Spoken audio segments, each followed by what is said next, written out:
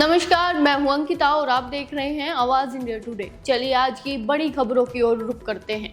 Middle east में अभी भी भारी तनाव जारी है। कुवैत से बड़ी खबर सामने आ रही है। कुवैत पर ड्रोन हमला हुआ है। कुवैत अंतर्राष्ट्रीय हवाई अड्डे के मुख्य ईंधन डिपो पर एक संदिग्ध ड्रोन द्वारा हमला हुआ है, जिससे वहां भीषण आग भी लग गई।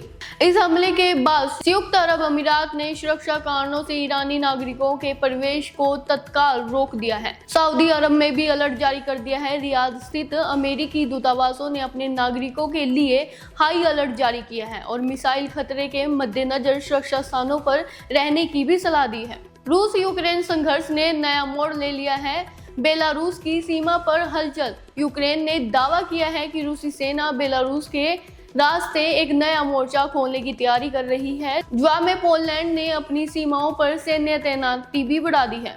आज नाटो की बड़ी रक्षा मंत्रियों के बीच आपातकालीन बैठक होने वाली है। अगर पर्यावरण और ऊर्जा की बात करें तो इंडोनेशिया सरकार ने एक ऐतिहासिक फैसला लिया है। ऊर्जा की खपत कम करने और कार्बन उत्सर्जन घटाने के लिए इंडोनेशिया सरकार ने आज से अभी सरकारी दफ्तरों के लिए फ्राइडे वर्क फ्रॉम होम नीति लागू कर दी है। आर्कटिक क्षेत्रों में भी गर्मी ने रिकॉर्ड तोड़ दिया है। वैज्ञानिकों ने आज अपनी रिपोर्ट जारी की है। मार्च 2026 आर्कटिक क्षेत्रों में इतिहास का सबसे गर्म महीना रहा है, जिससे समुद्र के स्तर में वृद्धि का खतरा बढ़ गया है। अगर बिजनेस और ग्लोबल की बात करें तो आज वैश्विक अस्थिरता के बीच निवेशकों का भरोसा सोने और क्रिप्टो करेंसी पर बढ़ गया है। आज अंतर्राष्ट्रीय बाजारों में बिटकॉइंस की कीमत में 4% तक की बढ़त देखी गई है। सिलिकॉन वैली की एक प्रमुख कंपनी ने आज दुनिया के पहले सॉलिड स्टेट बैटरी वाले इलेक्ट्रॉनिक विमान का सफल परीक्षण किया है। अब दुनिया भर में कोरोना के बाद एक और वायरस अपना पैर पसारता हुआ नजर आ रहा है। दक्षिण अफ्रीका के कुछ हिस्सों में एक नए श्वसन संबंधी वायरस के मामले बढ़े हैं। WHO इस नए वायरस पर नजर बनाए हुए हैं। संयुक्त राष्ट्र सुरक्षा परिषद ने आज गाजा पट्टी के मानवीय सहायता को लेकर एक नए प्रस्ताव पर मतदान होना है। 2026 फुटबॉल वर्ल्ड कप की तैयारी को लेकर मैक्सिको और अमेरिका के बीच सुरक्षा संधि पर हस्ताक्षर हुए हैं।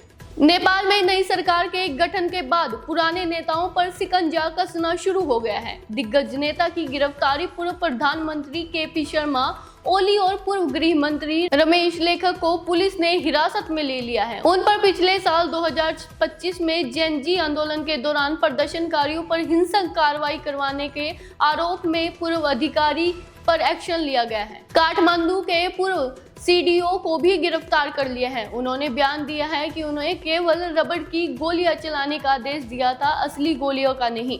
बैलेंस शाह की सरकार ने 100 सूत्रीय सुशासन सुधार एजेंडा जारी कर दिया है, जिसे ट्रांसपेरेंसी इंटरनेशनल ने सराहा है। बांग्लादेश में ऑनलाइन क्लासेस की वापसी हो चुकी है। ऊर्जा संकट के कारण बांग्लादेश सरकार स्कूलों में आंशिक ऑनलाइन कक्षाएं शुरू करने पर विचार कर रही है। शिक्षा मंत्री ने कहा है कि ईंधन की बचत के लिए हाइब्रिड मॉडल अपनाया जा रहा है और बांग्लादेश में ई-सिगरेट पर भी प्रतिबंध हटा दिया गया है। अंतरिम सरकार द्वारा लगाए गए ई-सिगरेट के प्रतिबंध को हटाने के लिए सरकार नए संशोधन की तैयारी कर रही है। स्वास्थ्य विशेषज्ञों ने इस पर कड़ी चिंता भी जताई है। पाकिस्तान के राष्ट्रपति आसिफ अली की अध्यक्षता में हुई बैठक में देशव्यापी स्मार्ट लॉकडाउन के प्रस्ताव को फिलहाल खारिज कर दिया है। प्रांतीय सरकारों ने इस पर विरोध भी किया है। खाड़ी युद्ध के चलते तेल की बढ़ती कीमतों ने पाकिस्तान की मुश्किलें बढ़ा दी है। सरकार अब ऊर्जा संरक्षण के लिए सख्त उपाय को लागू करने जा रही है। और ऐसी ही बड़ी और तमाम खबरों के लिए बने रहे हमारे साथ।